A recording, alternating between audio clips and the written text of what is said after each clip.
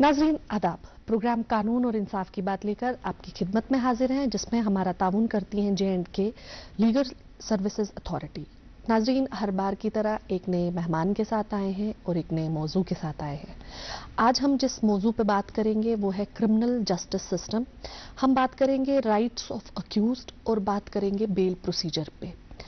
नाजरीन, जैसे कि आप जानते हैं कि कहीं पे अगर कोई भी गुनाह हो, कोई क्राइम हो जाए, तो उस क्राइम को फिर आगे कैसे जो प्रोसीजर है, जो इंसान इस क्राइम में मुब्तला होता है वो कैसे अरेस्ट होता है, और अरेस्ट होने के बाद कैसे उसकी ट्रायल चलती है, उसको कैसे बेल मिलती है, किन कंडीशंस पे, हम ये सारी चीज़ों में आज बात करेंगे अपने प्रोग्राम में तफसीलन।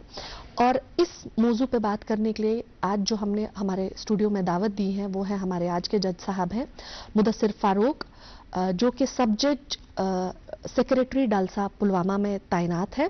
जैसा अब आपका हमारे प्रोग्राम में खैर मकदम है।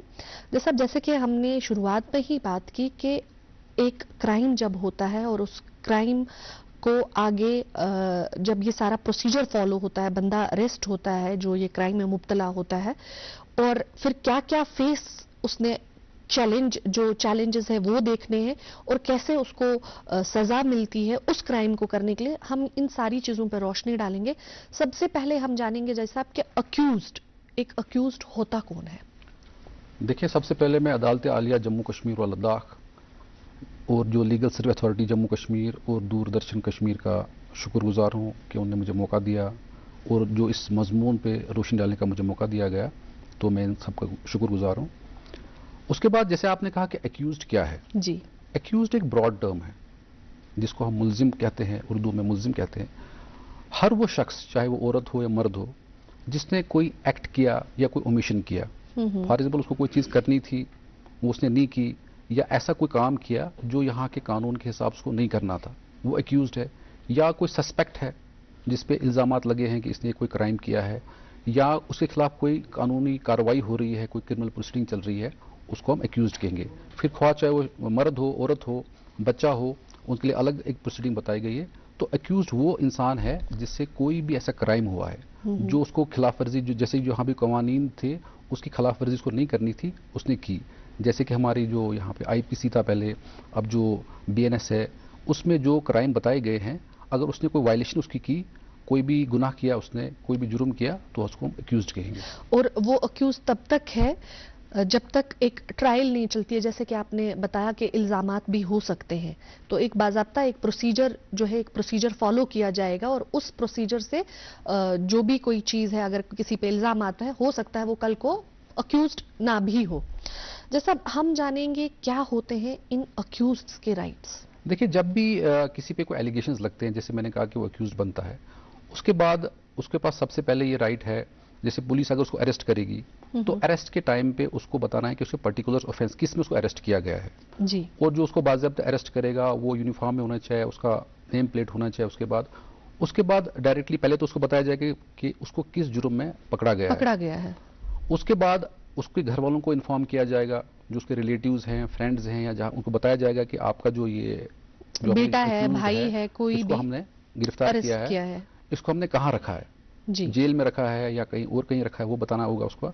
उसके बाद उसको बताया जाएगा कि आपको राइट टू बेल है, आप एक वकील कर सकते हो। अगर वो ऑफेंस देखा जाएगा कि ऑफेंस बेलेबल है या नॉन बेलेबल है, तो उसको बताया जाएगा आपको ये एक राइट बनता है, आप वकील करें ताकि आपकी जो इस यहाँ से निकले। उसके बाद उसका एक मेडिकल एग्जामिनेशन किया जाएगा।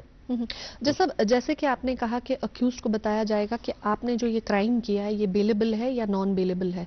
यानी बेलेबल और नॉन बेलेबल में अगर थोड़ा सा आप यहाँ पे डिफरेंशिएट करके दें कि बेलेबल ऑफेंस क्या होगा और नॉन बेलेबल क्या होगा, क्या थाने में ही उसको कुछ लवाजमात फुलफिल करके बेल मिल सकती है? देखिए, बेलेबल और नॉन बेलेबल जो है ये ऑफेंसेस बताए गए हैं शेड्यूल में, कैटेगराइज करके बताए गए हैं कि ये वाले ऑफेंस बेलेबल है और ये वाले नॉन बेलेबल है। अब जिस पे एक्यूज्ड को इल्जामात लगे होंगे, फिर पुलिस देखेगी, अगर वो बेलेबल ऑफेंस होंगे तो उसका वहां पे बोलेंगे उसको कि आप जामीन लाइए, कोई मुचलका वगैरह लेकर, उसका मुचलका वहां लिया जाएगा और उसकी श्योरिटीज वहां फिल की जाएंगी। उसके बाद उसको बोला जाएगा कि आप कोऑपरेट करें, आप घर जा सकते हैं जी। और जो नॉन बेलेबल ऑफेंस है वो डिस्कशन कोर्ट की है, उसमें आपको कोर्ट में जाना पड़ेगा, वहाँ पे आपको एक अर्जी देनी पड़ेगी। तो कोर्ट फिर सारे इसमें देखेगी कि क्या ये इस नेचर का ऑफेंस है, अगर कोई सीरियस है, ग्रेव है, तो उस हिसाब से वहाँ बेल मिल सकती है। जी, यानी दोनों चीज़ों को आपने बड़ी खूबसूरती से कैटेगराइज किया कि थाने से भी चीज़ें हो सकती है, लेकिन वहाँ भी कुछ टर्म्स एंड कंडीशंस हैं जो फॉलो करने हैं। और जिस साहब इसी तरह आप बोल रहे थे कि क्या है राइट्स, क्या है अक्यूज के? देखिए, जैसे मैंने कहा कि पहले तो उसको पर्टिकुलर ऑफेंस बताने हैं, उसको घर वालों को इन्फॉर्म करना है, इस तरह उसको बताना है कि आपको अगर बेल करना है, आप बेल जाए कोर्ट में, वकील कर दिए, उसके बाद उसका एक मेडिकल ट्रीटमेंट होगा, उसमें जो सर्च वगैरह उसकी की जाएगी, अगर उसके पास कोई चीज़ें हैं उनको महफूज रखा जाएगा, उसी तरह से उसको विदिन 24 आवर्स जो है उसको कोर्ट में पेश करना है। तो ये सब राइट्स उस टाइम उसको हो जाएगा। इसके अलावा अगर वो गरीब तबके से है या उसको अगर वो वकील नहीं फराम कर सकता है, तो जो डिस्ट्रिक्ट लीगल सर्विस अथॉरिटीज़ हैं वो उसको वकील फराम करेंगे, ताकि उसका जो है वो कर सकते हैं, रिप्रेजेंट कर सके वहाँ पे। तो ये राइट्स इनिशियली उसको वहाँ पे राइट्स हो जाएंगे जब भी कोई एक्यूज्ड होगा इसमें। जी, जैसा अक्सर देखा गया है कि जब एक अक्यूज्ड को कोर्ट में प्रेजेंट किया जाता है तो वो बहुत डरा हुआ होता है, वो बहुत सहमा हुआ होता है, क्योंकि वो कस्टडी में होता है। तो जाहिर सी बात है कुछ चीज़ें ऐसी भी होती हैं कि जहां वो एक्सप्रेस नहीं कर पाता है, क्योंकि उसको डर होता है कि अगर मैं अभी यहाँ पे जज साहब के पास शिकायत कर लूँ किसी की, तो अभी मैंने यहाँ से कोर्ट रूम से बाहर निकलना है तो मेरे साथ कैसी चीज़ें होंगी। तो वैसे हमारे जज साहिबान जो है उन अक्यूज से कैसे पेश आते हैं और उनको कैसे उस चीज़ का भरोसा दिलाते हैं कि उनके जो राइट्स हैं उनका तहफ़्फ़ुज़ किया जाएगा?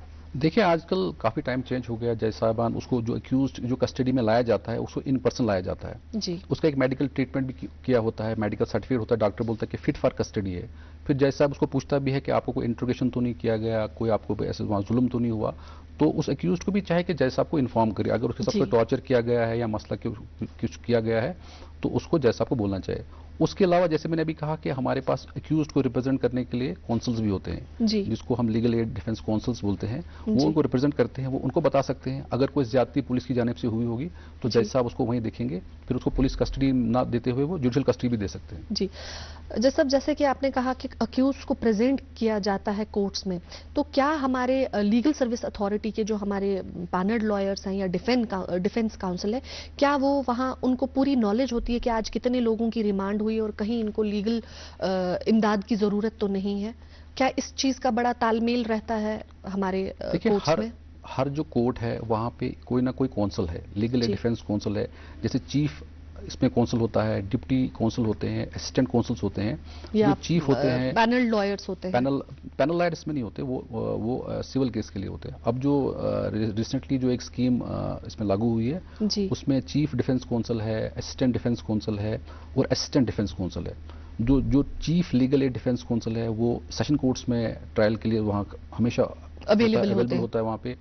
इसी तरह से जो असिस्टेंट है वो मैजिस्ट्रेट लेवल पे होते हैं। तो हर जगह जो है एडवोकेट्स होते हैं, पूरे डिस्ट्रिक्ट में 7-8 एडवोकेट्स होते हैं। तो वो रिप्रेजेंट करते हैं, उनको ये हिदायत होती है कि जब भी कोई रिमांड होगी आपको उसमें वहाँ उनको रिप्रेजेंट करना है। अगर कोई ट्रायल होता है जिसमें अगर जज साहब उसको पूछेंगे कि आपको वकील है या वकील की कैपेसिटी नहीं है, तो उनको वहाँ प्रोवाइड किया जाता है वकील। हाँ, यानी एक अक्यूज को अगर कहीं पे कोई माली हालत उसकी वैसी नहीं है और वो लॉयर करना चाहता है तो वो जज साहब को भी बोल सकता है कि मुझे रिप्रेजेंट करने के लिए कोई नहीं है, मुझे लीगल सर्विस अथॉरिटी से फराहम किया जाए लॉयर। जी, देखिए, जो सेक्शन 12 है लीगल सर्विसेज अथॉरिटी एक्ट की, वो प्रिसाइसली बोलता है कि कोई भी इंसान कस्टडी में हो, इरिस्पेक्टिव ऑफ द वो अमीर हो या गरीब हो, उसको आप एक कौंसल दे सकते हो, फ्री लीगल कौंसल को मिलेगा। इसमें वो नहीं कि वो अमीर है गरीब है, अगर कोई भी इंसान कस्टडी में हो, चाहे वो जेल में हो, चाहे उसको पकड़ा गया हो, कहीं पे भी हो, जो भी कस्टडी में हो वो एलिजिबल इसका बेनिफिशियरी है अंडर सेक्शन 12।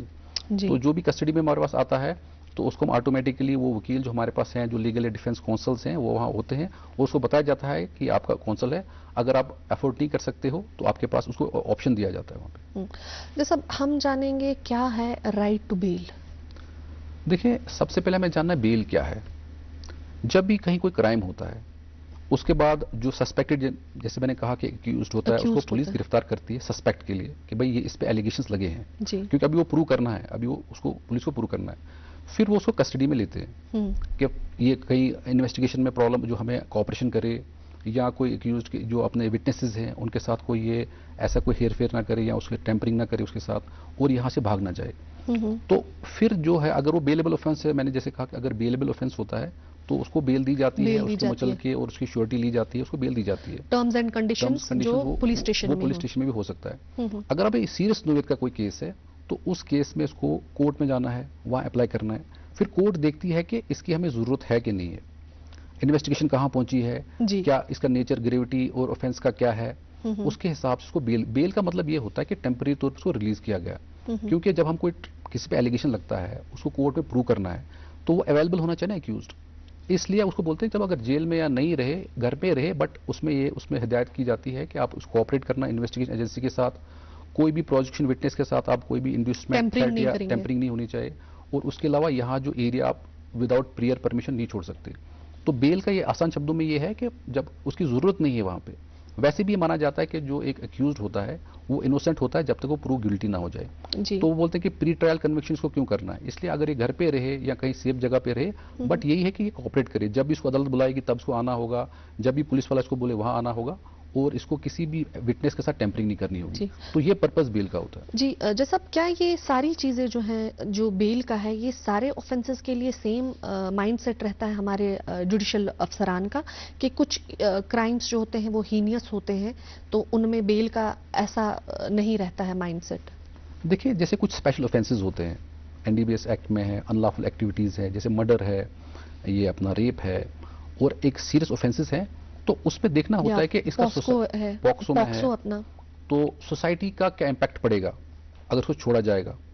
तो जब भी कोर्ट देखता है बेल मैटर्स में, तो उसमें नेचर देखना है, नेचर ऑफ ऑफेंस क्या है, ग्रेविटी क्या ऑफेंस। एग्जाम्पल, किसी ने हीनियस क्राइम किया है, अगर वो बेल पे कल ही छूट जाए, 2 दिन में छूट जाए, तो सोसाइटी में इम्पैक्ट पड़ेगा कि ये तो इसने क्राइम किया और ये फिर बाहर घूम रहा है जी। और उसके बाद जो विटनेसेस होंगे उन पे इफेक्ट पड़ेगा। यानी डेटरेंस जो है, डेटरेंस बहुत जरूरी है हर चीज में जी। खासतौर मतलब ये हमारे जुडिशियल अफसरान के जहन में होता है कि डेटरेंस रहनी चाहिए। जैसा क्या ये जो बेल है हमारा, ये हैबिचुअल ऑफेंडर्स को लेकर इन चीज़ों में कहीं हमारे जुडिशियल अफसरान के जहन में भी आता है कि नहीं, ये अगर हैबिचुअल है, सेम ऑफेंस के लिए, जैसे चोरी के लिए किसी शख्स को पकड़ते हैं और उनको कोर्ट में हाजिर करते हैं, कुछ टाइम बाद बेल हो जाती है और 2 या 4 महीने बाद फिर से वो चोरी में मुब्तला होता है और फिर से वो कोर्ट आता है। क्या इस चीज को कर्टेल करने के लिए, ये जो हैबिचुअल ऑफेंडर्स हैं, उस चीज को कर्टेल करने के लिए भी इनके राइट्स को, मतलब बेल पे कोई फर्क पड़ता है? ऑब्वियसली मैंने जैसे आपको कहा कि जब भी कोर्ट बेल ग्रांट करती है, वो नेचर ऑफ ऑफेंस दिखता है, ग्रेविटी ऑफेंस दिखता है, और दिखता है कि प्रीवियस कन्विक्शन तो नहीं है, ये हैबिचुअल ऑफेंडर है। ये सारे जो फैक्ट्स एंड सर्कमस्टेंसेस होते हैं, इनको देखना होता है जी। अगर कोई वो हैबिचुअल ऑफेंडर है तो उन केसों में कोर्ट जो है बेल ग्रांट नहीं करती है, या उसमें ऐसी कोई टर्म्स कंडीशन रखती है जिससे वो ना हो सके। तो कोर्ट ये सारी चीजें देखती है कि किस किस्म की नोवेत क्या केस है यहाँ पे, और अगर इसको हम बेल देंगे, इससे सोसाइटी को क्या इम्पैक्ट पड़ेगा, सोसाइटी में क्या इसका जाएगा यहाँ पे कि भाई इन्होंने क्या किया यहाँ पे। तो वो सारा कुछ चीज जो है कोर्ट उस टाइम देखती है, और उसी हिसाब से टर्म्स एंड कंडीशन रखी जाती है, तभी बेल दिया जाता है। जी। जैसे कि हमारा आता है राइट्स ऑफ अक्यूज में से ही right to a fair trial, इसका क्या मतलब होता है? जैसा देखिए, जो फेयर ट्रायल है ये एक फंडामेंटल राइट है जी, और ह्यूमन राइट भी है। इसका सिंपल मतलब ये है कि इक्वल ट्रीटमेंट मिलना चाहिए जी। अक्यूज्ड को हम बाइस नहीं कर सकते। जैसे अगर किसी पे सस्पेक्ट है, एलिगेशन लगे हैं, तो हमारे जहन में नहीं होना चाहिए कि ऑन द बेस ऑफ कोई कास्ट, क्रीड, कलर या रिलीजन हम बोलेंगे नहीं ये लोग ऐसे करते हैं या ये इस कम्युनिटी का लोग ऐसे करते हैं। तो सबसे पहले है इसका जो फेयर ट्रायल का मतलब है कि इक्वल ट्रीटमेंट होना चाहिए जी। दूसरा है कि इम्पार्शियलिटी होनी चाहिए। जज या कोर्ट या अपना जो पुलिस ऑफिसरान है, उनके ध्यान में ये नहीं होना चाहिए कि ये इस पर्टिकुलर कम्युनिटी से है तो बाइसिज्म हो जाएगा कि हाँ जी ऐसा करते हैं। तो वो फेयर ट्रायल का दूसरा है। तीसरा, ट्रांसपेरेंसी होनी चाहिए कि जो भी कोर्ट की कार्रवाई है वो ओपन कोर्ट में होना चाहिए। चौथा ये है कि उसको एक राइट टू रिप्रेजेंट होना चाहिए, उसको वकील मिलना चाहिए वहाँ पे, उसको अपना दिफा में कोई गवाह पेश करने का मौका मिलना चाहिए, क्रॉस एग्जामिनेशन का उसको मौका मिलना चाहिए। उसके अलावा एक स्पीडी ट्रायल होना चाहिए कि एक टाइम बोर्ड मैनर में उसको वो खत्म किया जाए, और जो रूल ऑफ लॉ है उसको फॉलो करना है। और बड़ी इंपॉर्टेंट एक चीज़ पे ये होती है कि अगर जिस टाइम वो एक्ट हुआ है तो उस टाइम देखना है कि जो उसकी सज़ा होगी वही मिलनी चाहिए, यानी कि अगर बाद में उसकी एनहांस हो गई तो वो सज़ा नहीं देनी है, या जिस टाइम उसने एक्ट किया है अगर उस टाइम वो कानून नहीं था, बाद में कानून बना, तो उसको सज़ा नहीं मिलेगी। तो फेयर ट्रायल का ये मतलब है कि अक्यूज को तब तक इनोसेंट समझा जाए जब तक वो कसूर साबित ना हो जाए। जी। जैसा अक्सर ऐसा होता है कि कुछ लोग जो बंद रहते हैं, जेलों में रहते हैं, उनको रिप्रेजेंट करने के लिए कोई भी नहीं होता है। कुछ जैसे कि अभी आपने कहा कि नई स्कीम के तहत हमारे डिप्टी अपॉइंट हुए हैं एलएडीसी, और उससे पहले कुछ लोग जो है जो पहले अरेस्ट हुए हैं, आज भी ऐसे काफी सारे लोग हैं जिनको रिप्रेजेंट करने के लिए कोई नहीं है। क्या आपका बाजाब्ता हमारे जो डालसा के टेरिटरीज हैं, क्या बाजाब्ता आपका एक तालमेल रहता है जेलों के साथ कि जहां किसी अक्यूज को कोई रिप्रेजेंट करने के लिए नहीं है, वहां जाकर आप उनसे बात करते हैं, या ये पूरा चेक एंड बैलेंस होता है कि कोई ऐसा तो नहीं है, किसी को जरूरत तो नहीं है? जैसे मैंने आपको पहले कहा कि जो सेक्शन 12 है लीगल सर्विस अथॉरिटी एक्ट की, उसके हिसाब से जो कोई भी इंसान कस्टडी में होगा वो बेनिफिशियरी है, यानी कि वो लीगल सर्विस अथॉरिटी की जिम्मेदारी बनती है उसको रिप्रेजेंट करना जी। और रिसेंटली जो legal aid defence council system हमारा जो यहाँ पे हर डिस्ट्रिक्ट में इस टाइम वो फंक्शनल है, उसके मुताबिक हर डिस्ट्रिक्ट में इस टाइम 8 लॉयर्स हैं जो अच्छे वहाँ पे लॉयर्स हैं, उनको हमने उसमें रखा हुआ है, अपॉइंट किया है उसमें, जिसमें कि एक चीफ है, 2 डिप्टी हैं और असिस्टेंट है। जैसे मैंने पहले कहा कि चीफ जो है वो वाले केस देखेगा जो सेशन कोर्ट में होगा, और बाकी जो असिस्टेंट है वो मजिस्ट्रेट कोर्ट में देखेगा। तो उसी तरह से उनको हिदायत की जाती है कि जब भी यहाँ पे कोई पेश किया जाए, और इसमें बताता चलो मैं, इसमें 3 स्टेज होती है। एक तो अगर अभी ये प्री स्टेज पे अगर अभी किसी को खदशा है कि हमें पकड़ा जाएगा, उस स्टेज पे भी जा सकता है।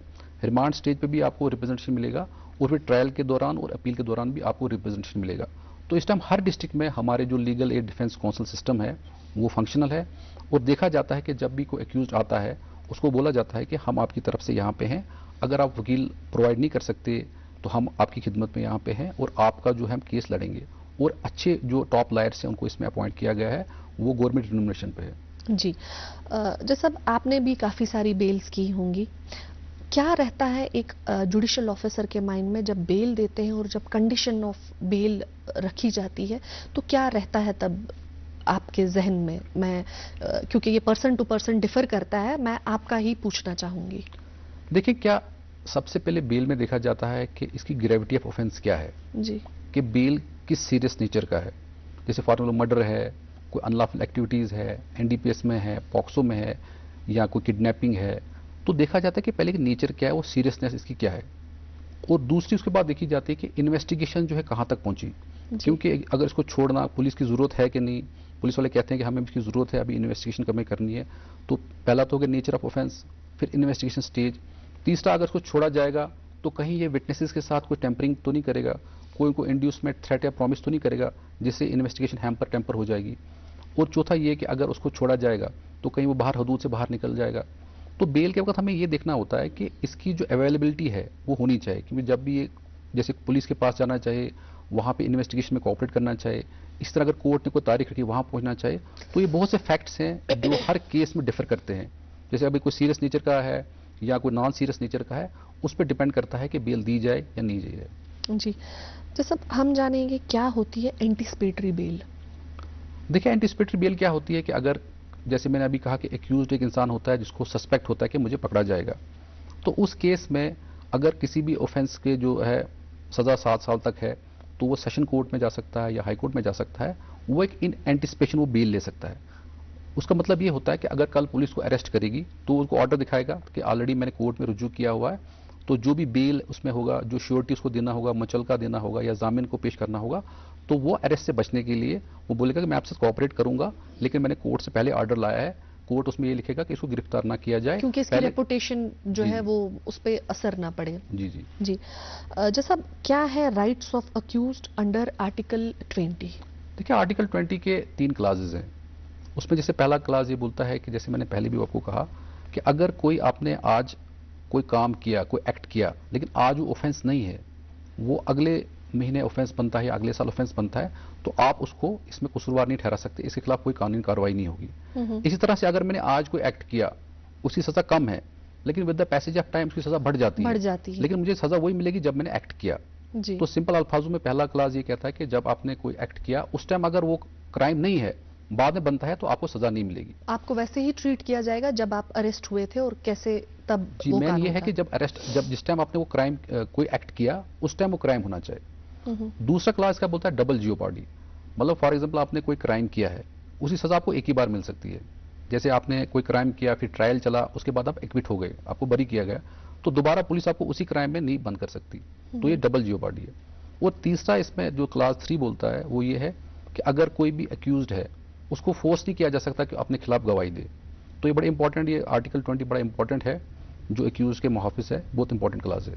जी, जैसा हम जानेंगे कि हमारा जो लीगल एड जो है, लीगल एड सर्विसेज जो है, वहाँ क्या कुछ अवेयरनेसेस रहती हैं हमारी इन जैसे राइट्स ऑफ अक्यूज हैं इन चीज़ों को लेकर, और कहाँ कहाँ जो आपका टारगेट रहता है कि इन चीज़ों की अवेयरनेस वहाँ होनी चाहिए?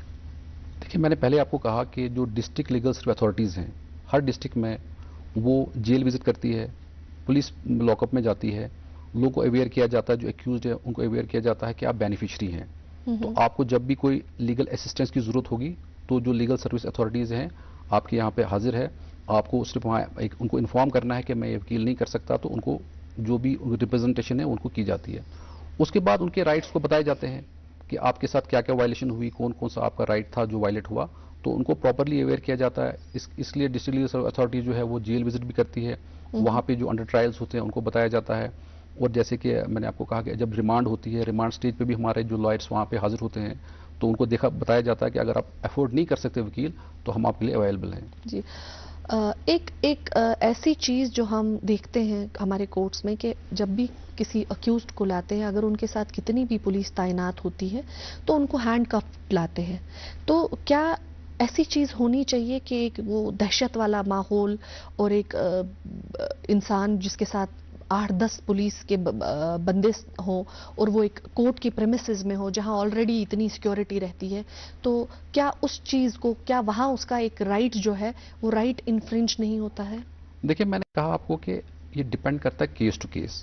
जी। फॉर एग्जाम्पल, कोई हैबिचुअल ऑफेंडर है जिसको बहुत मुश्किल से काबू किया गया है, जो जेल से भागता रहा है या जो यहाँ पुलिस कस्टडी से भागता रहा है, या कोई ऐसा है जिसने बहुत हीनियस क्राइम किया है, कोई अनलॉफुल एक्टिविटीज़ में इन्वॉल्व है, या बहुत मर्डर किए हैं उसने, या बहुत खूंखार है, तो उसको काबू करने के लिए एट टाइम्स अगर उसको हम खुला रखेंगे तो वो भाग जाएगा वहाँ से। इसलिए उन सीरियस केसेस में ये अलो किया गया है कि उसको आप हैंडकफ ला सकते हो, क्योंकि अगर आप उसको नॉर्मल लाओगे वहाँ भाग जाएगा, उससे सारा जो है ये जुडिशियल सिस्टम है, जो मशीनरी इन फोर्स है, उसकी खराबी हो जाएगी।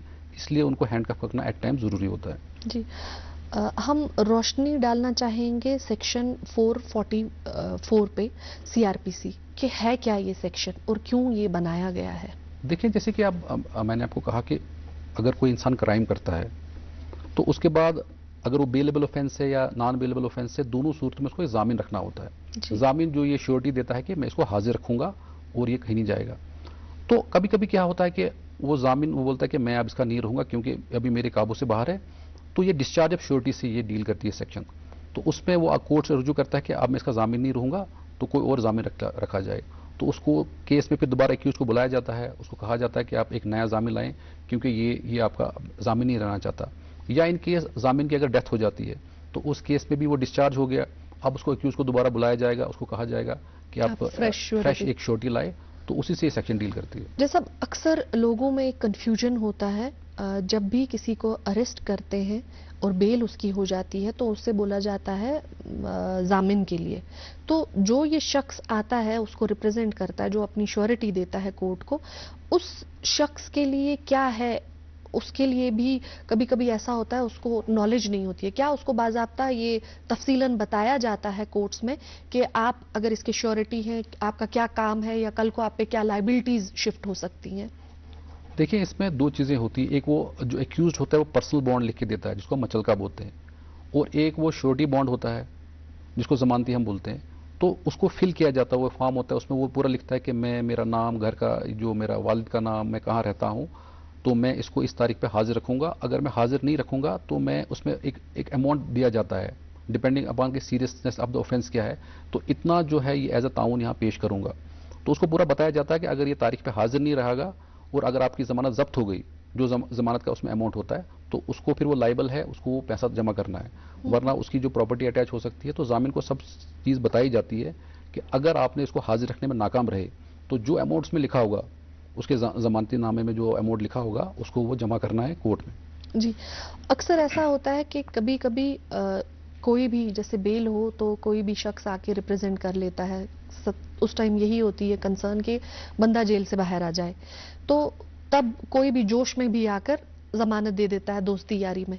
लेकिन फिर कल को जब कोई प्रॉब्लम हो जाती है, वो आगे नहीं आता है, तो कोर्ट में जैसे काफी टाइम तक जो चीजें हैं चलती रहती है, रोबकार वगैरह ऐसी चीजें चलती रहती है, तो वैसी सूरत में उस श्योरिटी के साथ कैसे उसके साथ भी एक अलग तरीके से डील किया जाता है, क्योंकि वो तो तब एक गुडविल में आता है आगे। देखिए, मैंने अभी कहा इसको कि जो भी जमानती होता है, जो जामिन होता है, अगर उसको फेल हो गया, उसने एक्यूज को पेश नहीं किया, तो उस केस में उसको हम समन पहले निकालते हैं, फिर इनफैक्ट वो वारंट भी निकलता है। उसको कहा जाता है कि आपकी जिम्मेदारी थी, आपने कोर्ट में जिम्मेदारी ली थी इसको पेश करने की, आपने इसको पेश नहीं किया, अब आप वजह जाहिर करें। उसको शो का नोटिस किया जाता है कि ये जो आपने अमाउंट लिखा था ये आपसे क्यों ना रिकवर किया जाए जी। तो उस केस में वो कोर्ट में उसको समन किया जाते हैं। फिर जब वो आता है उसी हिसाब से देखा जाता है कि क्या इसके साथ किया जाएगा। यानी जो भी श्योरिटी होगा उसको भी बहुत ज्यादा विजिलेंट रहना है आगे किसी को भी अपन मतलब रिप्रेजेंट करने के लिए, क्योंकि अदालत हमेशा उसको कहती है श्योरिटी को कि आपने इसकी जमानत दी है, अब आप जिम्मेदार हो, इसको कोर्ट में पेश करना है। जी। अगर ये नहीं आए कोर्ट में तो जो भी आपने अमाउंट दिया वो आपको कोर्ट में जमा करना पड़ेगा। जैसा अब आपका एक मैसेज जो हमारे नाजरीन के लिए हो हमारे प्रोग्राम के हवाले से। देखिए, जैसे कि आज जो मजमून था वो एक्यूज के लिए था, इसलिए मैं सबसे पहले तो लोगों को ये कहना चाहूँगा कि होशियार रहना चाहिए, कि अपने इर्द गिर्द भी होशियार रहना चाहिए। अगर कोई क्राइम हो वो रिपोर्ट करना चाहिए। दूसरा, पुलिस के साथ आप कोऑपरेट करना चाहिए, क्योंकि अक्सर देखा जाता है कि पुलिस इन्वेस्टिगेशन में बहुत कोऑपरेशन नहीं होती, उस वजह से जो सजा नहीं मिल पाती है। और जब भी आप कोई चीज़ देखो उसके लिए गवाह आपको रहना चाहिए। अक्सर लोग गवाह नहीं रहते हैं, उस बाद में वो बोलते हैं कि यहाँ ये छूट गया, क्योंकि जो कोर्ट का जो सिस्टम है वो गवाही पे चलता है। तो मेरा मैसेज ये रहेगा कि जब भी आप कोई क्राइम देखते हैं उसका वॉलंटरीली आप गवाह बने, ताकि उसके साथ इंसाफ हो और वो टाइमली इंसाफ हो। जी, जैसा अब आपका हमारे प्रोग्राम में आने के लिए बहुत बहुत शुक्रिया। नाजरीन, आपने देखा कि हमारे जज साहब ने कितनी खूबसूरती से ये सारी चीजें बयान की। अब हम आपसे एक टाइम आप देखें अपने आसपास में तो आप वॉलंटरीली उसमें गवाह बनने की कोशिश कीजिए। आप ये ना सोचिए कि एक प्रोसीजर फॉलो करना है कोर्ट का और कल को एक ट्रॉमा है, ऐसा नहीं है। अगर आपको अल्लाह ताला किसी खिदमत खलक के लिए चुनता है तो आप प्लीज उस चीज में आगे आए, क्योंकि शायद आपकी गवाही से कोई मजलूम और कोई बेकसूर भी बच सकता है, और आपकी ही गवाही से कोई क्रिमिनल जो है वो सजा पा सकता है और हमारा माशरा दिन ब दिन और ज्यादा साफ हो सकता है। नाज़रीन, ऐसे ही काफी सारे नए मौज़ूआत के साथ आपकी खिदमत में फिर से हाजिर होंगे। जब तक के लिए अल्लाह हाफिज।